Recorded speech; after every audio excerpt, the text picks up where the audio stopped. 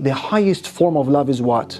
Love for the sake of Allah Jalla Jalaluh. And don't deprive your marriage of that. Because sometimes when we think of love for the sake of Allah, who do you think about? You think about your shaykh, you think about your Islamic teacher, your tajweed teacher. Rarely does someone think about his wife or her husband, that it is possible to love them for the sake of Allah. What does it mean, by the way, to love for the sake of Allah, if it's abstract and not clear? It simply means that you want to see someone succeed in the hereafter, and that having this person near you reminds you of Allah Jalla Jalaluh. That's what loving for the sake of Allah means. It's simple. Don't limit it to your friends and your shaykh. Extend the understanding to your spouse. And your spouse does not have to do a huge amount to love you for the sake of Allah.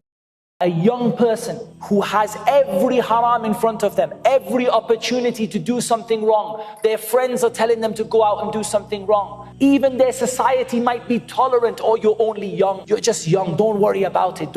You're young yet. Make your mistakes now. Inshallah, you'll make hajj, you'll make tawbah, like the people say. When you become a haji, then you can become upright in the religion.